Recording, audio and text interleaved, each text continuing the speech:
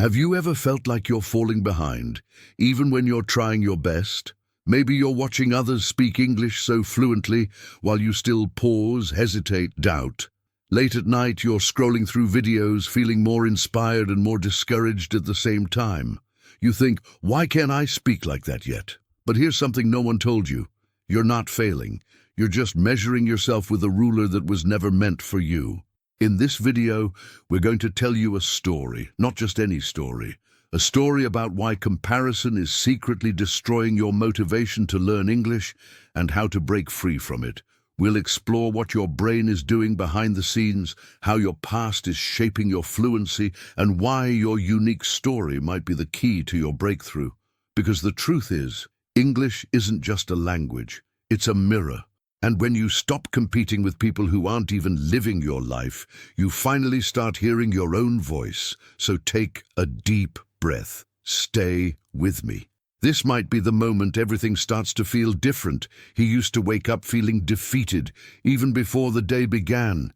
He hadn't failed any test, hadn't missed any deadline, but still, there was this quiet shame in his chest. Like he wasn't moving fast enough, like his English should be better. His life more exciting, his progress more visible.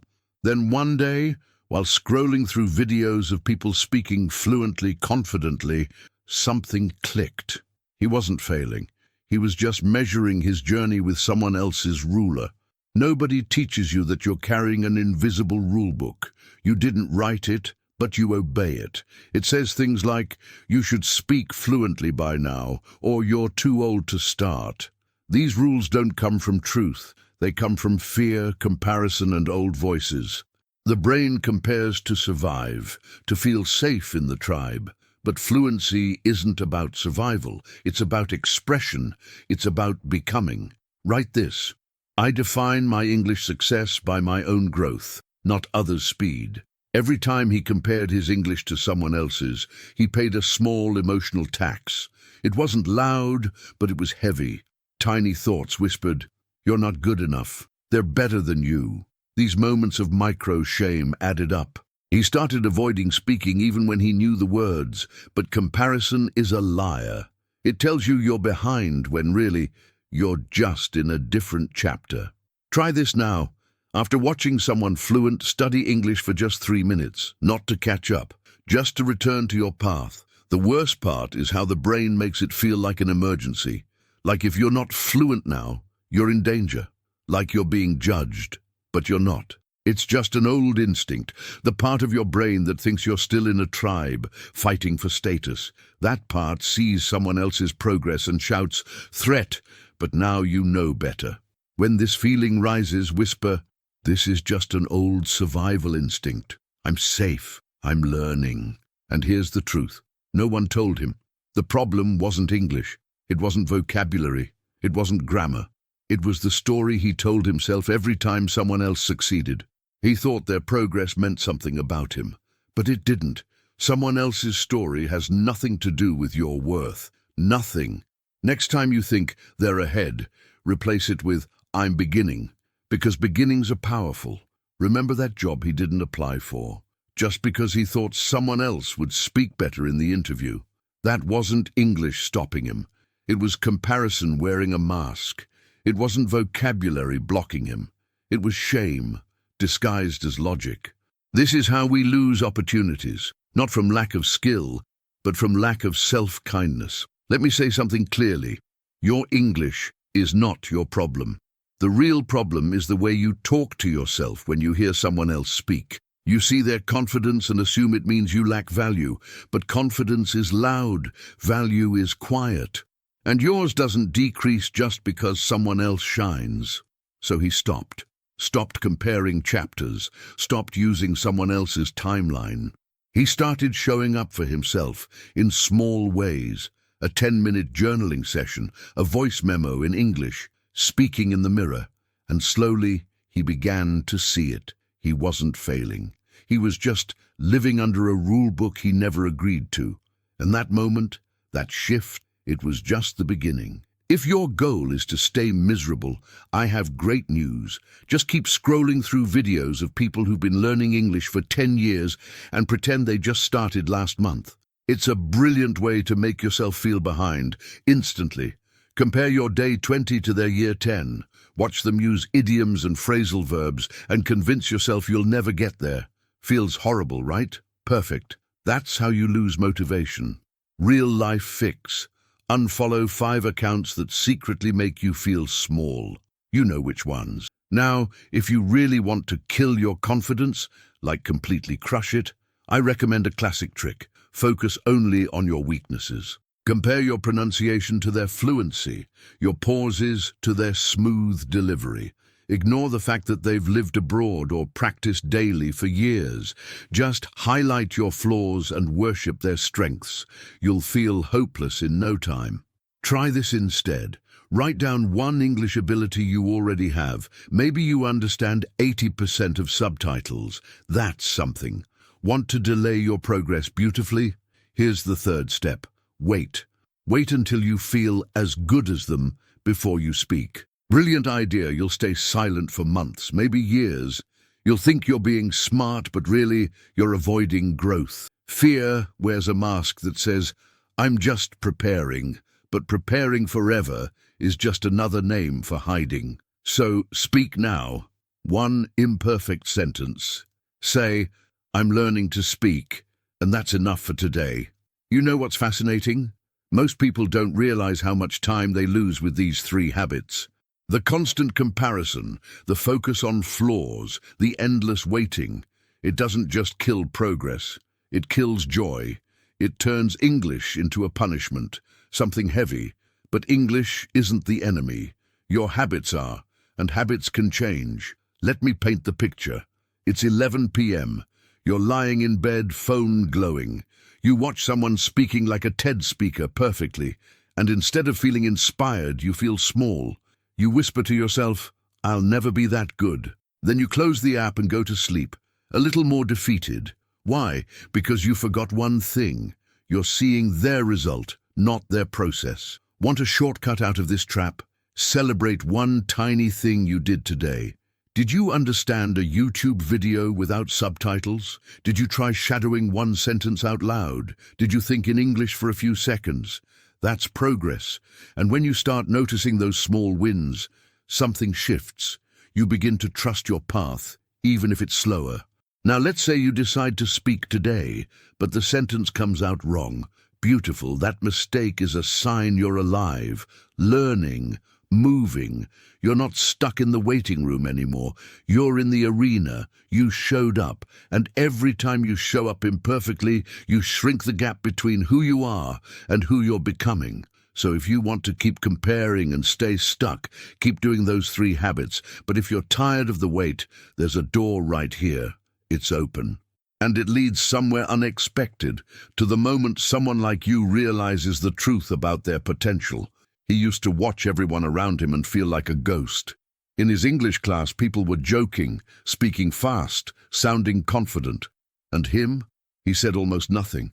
Not because he didn't know the words, but because every time he wanted to speak, his brain whispered, they'll think you're stupid.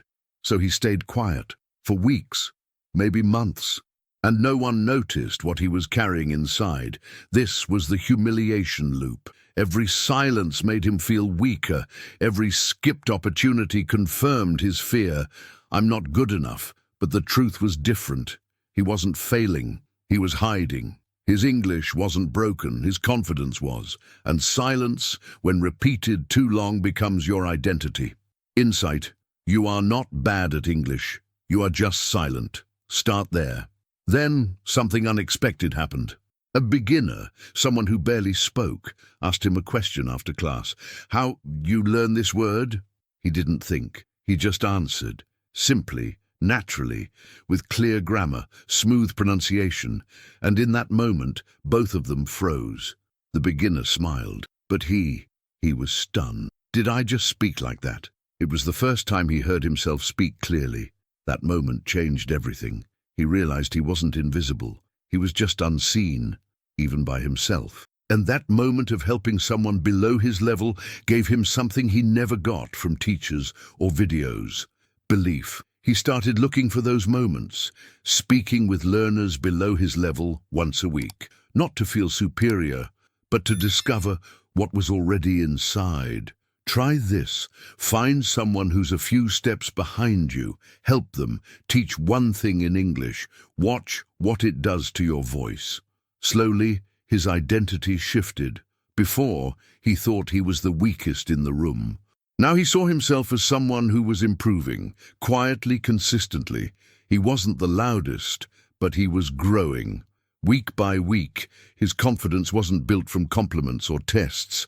It was built from proof, little moments where he surprised himself. Track your growth. Record your voice once a week, not to judge, but to witness. Then came the liberation moment.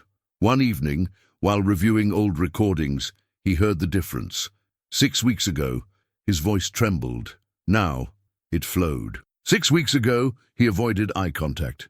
Now he looked straight at the camera, and he realized all that comparison didn't just steal his confidence, it stole his clarity. He had been blind to his own progress, so he made a decision, a bold one. He removed one source of comparison for 7 days, deleted an app, stopped watching a specific channel, refused to talk about levels. And guess what? His mind felt lighter. He wasn't constantly measuring. He was listening, speaking, learning. For the first time, it felt like his journey again. Try this. For 1 week, remove just one comparison trigger. Watch what returns. He had spent so long trying to be someone else, but now, finally, he was meeting himself. And just as he began to feel free, another realization was about to come, a deeper one, something hidden in the way the brain itself compares. Your brain isn't trying to hurt you. It's trying to help you survive. For thousands of years, humans needed to compare to understand their place in the tribe. Am I higher or lower in status? Am I safe or in danger? So your brain still scans the environment for threats. Even when you're just watching a language video, it sees someone fluent and whispers, they're ahead. You're behind, not because it's true, but because it's ancient. Next time this happens, pause, inhale, exhale, just 5 seconds. You're safe, you're learning. But there's a catch. Your brain isn't comparing facts. It's comparing illusions. You see someone's best moment, edited, practiced, filtered, and compare it to your worst. That 5-second Instagram reel? It doesn't show their struggle, their mistakes, their quiet nights of doubt. But your brain forgets that, and suddenly you feel small, unworthy, slow. Fix it. Write 3 English sentences about your real progress. Even simple ones like, I can understand more than last month. There's also something deeper. Many learners carry an internalized critic, a voice that doesn't even belong to them.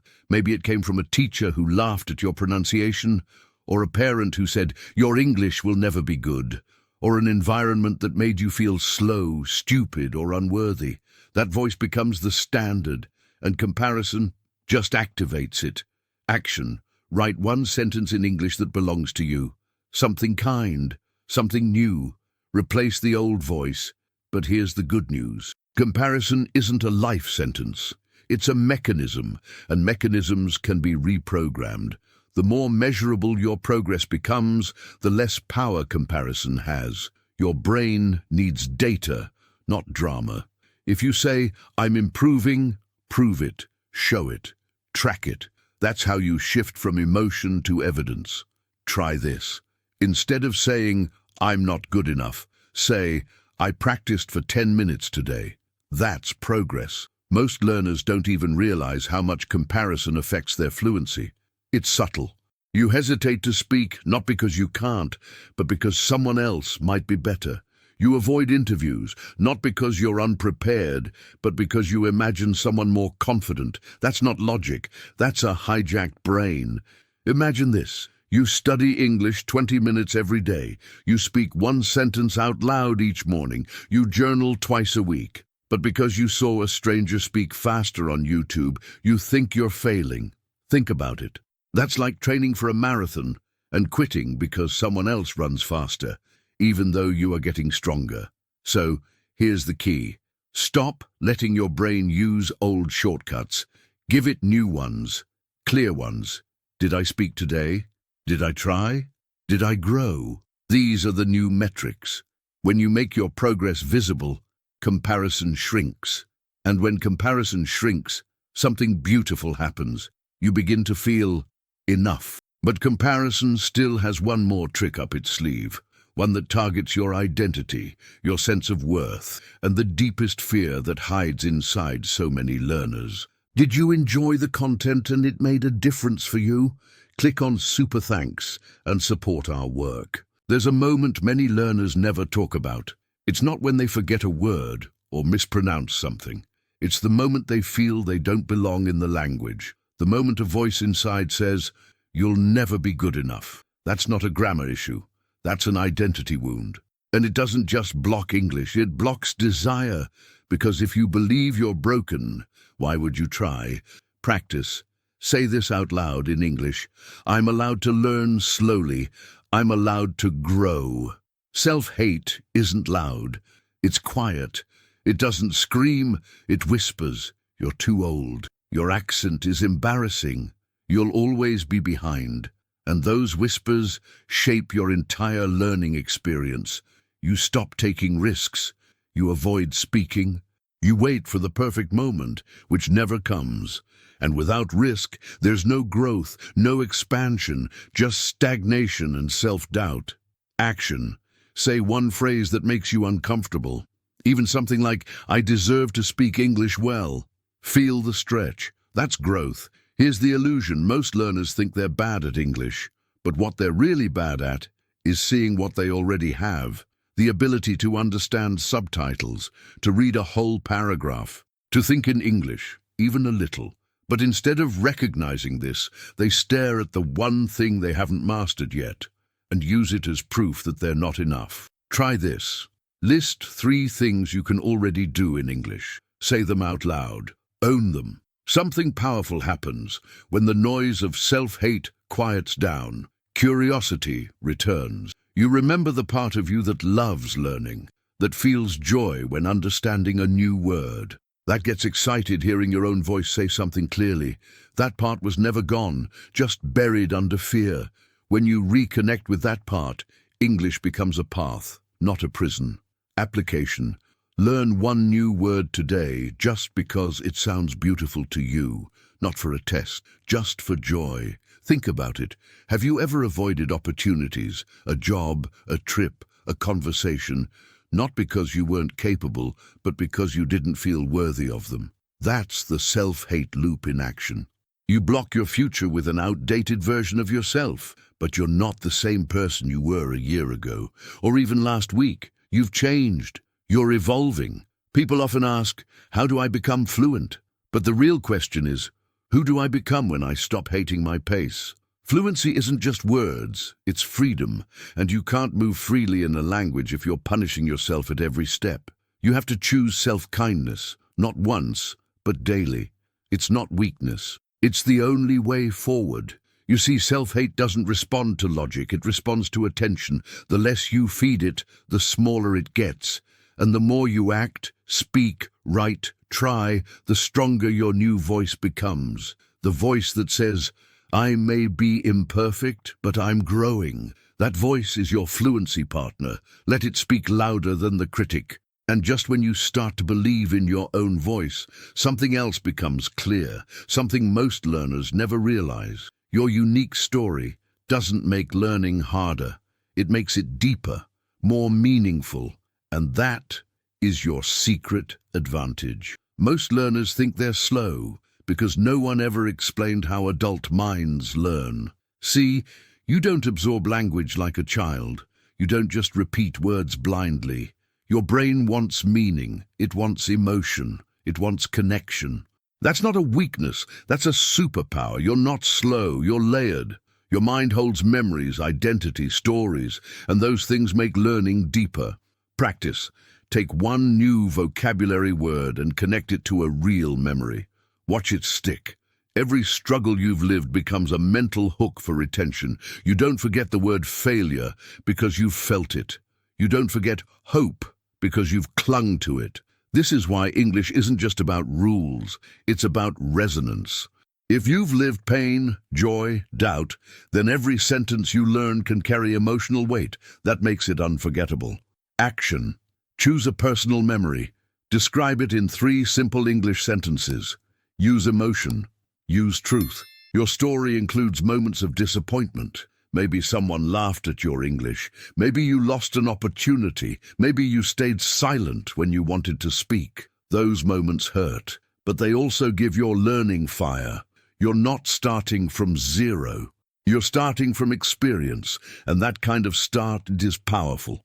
Task. Speak about one difficulty you've faced in English, even just one sentence. Own it. That's fuel. Here's what most learners forget. Your path is supposed to look different. Your rhythm, your pace, your way of remembering things, it's all shaped by your life. And that's not a problem, that's the point. You're not a machine copying a system. You're a human being building a bridge between 2 worlds. One word at a time. Application. Define your own English speed. Say this: my pace is mine and it's working. We live in a world obsessed with comparison charts and language levels. But what if fluency isn't a finish line? What if it's a mirror, showing you how far you've come, how much you've grown, how deeply you feel? Your accent, your vocabulary, your pauses, they all tell the story of someone who kept going. Don't erase your story just to sound correct. Embrace it. Your accent carries your culture. Your vocabulary carries your courage. Your grammar mistakes carry the proof that you dared to try. This isn't just learning. It's legacy. It's transformation. And the world needs your voice, not a copy of someone else's. Some people will learn English in 6 months. Others will take 6 years. Both are valid. Both are real. The only failure is giving up because your story didn't match someone else's. But you're not here to match.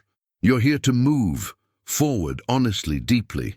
And that forward motion, it becomes powerful when you stop competing and start remembering who you used to be. And that brings us to the most important shift of all.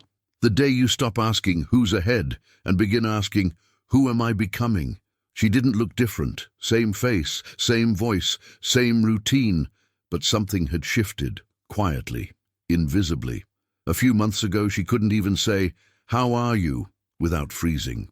Now, she speaks in voice notes. She orders coffee in English. She even laughs at her own mistakes. The progress was real, but no one could see it because she never tracked it. Practice. Record 30 seconds of you speaking English once a week, even if it feels silly. This is your mirror. Progress doesn't shout, it whispers. One sentence spoken without fear. One moment of understanding a movie without subtitles.